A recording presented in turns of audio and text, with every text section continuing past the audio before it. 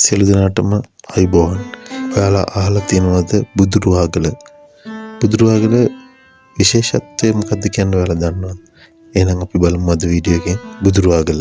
ඌව පළාතේ මොනරාගල දිස්ත්‍රික්කයට තමයි මෙන්න මේක අයිති වෙන්නේ. වැල්ලවායේ තරමල්ල මාර්ගයේ කිලෝමීටර් 5ක් ගියාට පස්සේ බුදුරුවාගල හන්දියෙන් තුලට තියෙන මාර්ගය තමයි මම මේ දැන් යන්නේ. කිලෝමීටර් 4ක් ඇතුළට ගියාට පස්සේ අපිට හම්බ වෙනවා. ඒත් එක්කම වර්තමානයේ අපි යනකොට මාවය බහුකාර්ය ව්‍යාපෘතිය යටතේ ඌවේ තියෙන වතුර ටික දකුණට අරන් යනවා මෙන්න මේ විදියට.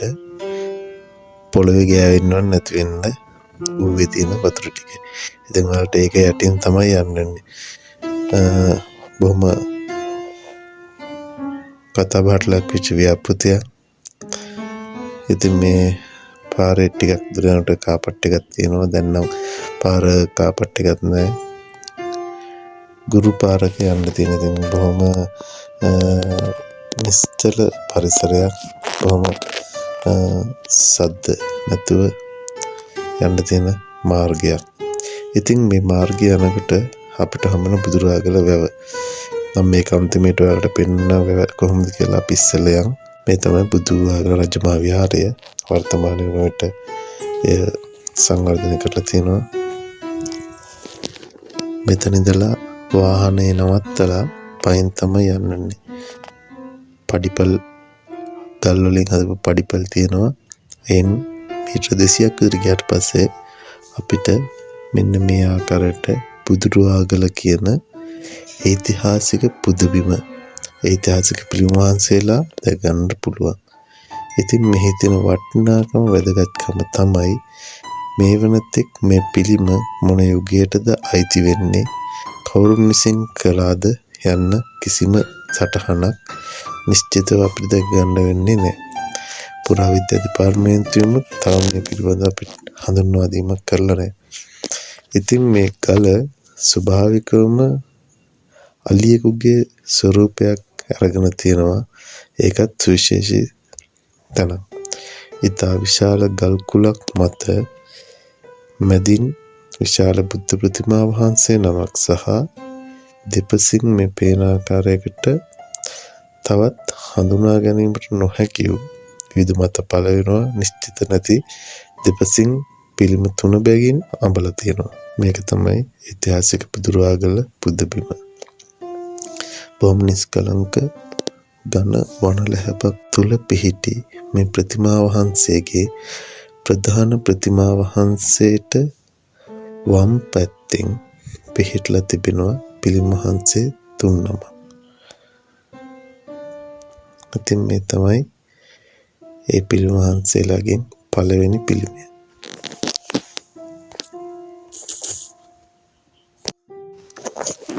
ප්‍රධාන ප්‍රතිමාවට වම් පසින් අපිට ප්‍රතිමාවන් 3ක් දැర్శණය වෙනවා. මේ දර්ශන ප්‍රතිමාවන් 3 මේ වෙනකොට විවිධ මත පළ කර තිබෙනවා. ප්‍රධාන එකී කුඩා ප්‍රතිමාවන් 3න් මැදේ තියෙන රූපය ප්‍රතිමාව අවලෝකිතේශ්වර ප්‍රතිමාවක් ලෙසට හඳුන්වා දී තිබෙනවා. මෙය දැනට බදාම තට්ටු වලින් තියෙන සංරක්ෂණය කරලා තියෙන ප්‍රතිමාවක් විදිහට දැක ගන්න පුළුවන්. අවලෝකිතේශ්වර ප්‍රතිමාවක් විදිහට හඳුන්වන්නට හේතුව තමයි මෙහි සිරසේ අපිට දැක ගන්න පුළුවන් බුදුරජාණන් වහන්සේ කෙනෙකුගේ පිළිමයක් නිර්මාණය කරලා තියෙනවා. මේ පිළිමය මැදේ තියෙන පිළිමය ඉතාමත් ගාම්භීර ස්වරූපයක් හසුරනවා. ඒ වගේම රාජකීය වස්ත්‍රාභරණයකින් සැරසිලා ඉන්න පිළිමයක් විදිහට හඳුන්වා දෙන්න පුළුවන්. ඊට දකුණු පැත්තෙන් එම ප්‍රතිමාවට දකුණු පැත්තෙන් අපිට අවලෝකිතේශ්වර බෝසතාණන් වහන්සේගේ බිරිඳ භාර්යාව විදිහට හඳුන්වා දෙන තාරාදේවියගේ ප්‍රතිමාව හඳුන්වා දෙන්න පුළුවන්. ලංකාවේ හම්බෙච්ච තාරාදේවියගේ ප්‍රතිමාවන් අතර මේ තරම් විශාල ප්‍රතිමාවක් වෙන කිසිම තැනක හඳුන්වා දී තිබෙන්නේ නැත.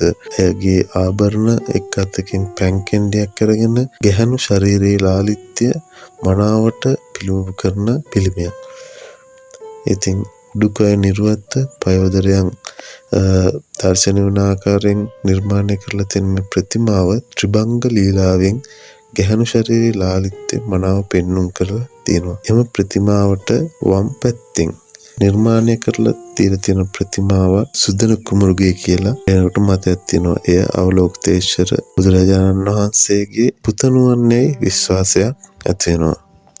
ඉතින් එතනින් එහාට ගියාට පස්සේ අපිට දකින්නට පුළුවන් ප්‍රධාන ප්‍රතිමාව.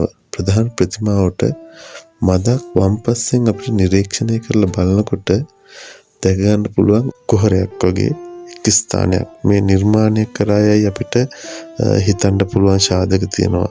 ඉතින් පැරණන් සඳහන් කරනවා මේ කොටසෙන් තෙල් වගේක් එළියට ඇවිල්ලා තිනවා ගලෙන්. ඉතින් ඒ තෙල් ගියාට පස්සේ සුවයක් ලැබිලා තියෙනවා. ටික කාලයක් යනකොට යටත් විසි සමේ සුද්දන් පැමිණිලා එක සුද්දෙක් මෙතෙන් ඇවිල්ලා මේ තෙල් වලින් බිත්තර බෙදගෙන කෑවට පස්සේ ගලෙන් තෙල් එන එක නතර වෙලා තියෙනවා කියලා මතයක් තියෙනවා. ඉතින් ඒක ඇවිල්ලා මේ බුදුරාගල ප්‍රදේශයේ ජනප්‍රවාදයක් තමයි. ප්‍රධාන බුද්ධ ප්‍රතිමාව අඩි 51ක් විසින්ගත් ඉතාමත් ගාම්භීර ස්වභාවයෙන් නිර්මාණය කරලා තියෙනවා. ඉතින් මේ ප්‍රතිමාව පිළිමේ ආකාරයට නිර්මාණය කරලා තිබෙනවා. ඉතින් වර්තමාන වෙනකොට මෙහි පදාම තට්ටු පමණක් කොටසක් පමණක් තිබුණත් අතීතයේදී අපිට බොහොම අලංකාරව ශරීරයේ බදාම වලින් උපගන්වලා නිර්මාණය කරලා තියෙන බවට සාක්ෂි අපිට වර්තමානයේ දැකගන්න පුළුවන්. ඊට අමතරව ඉහළින් පියස්සක් තිබුණ බවටද සාධක තියෙනවා.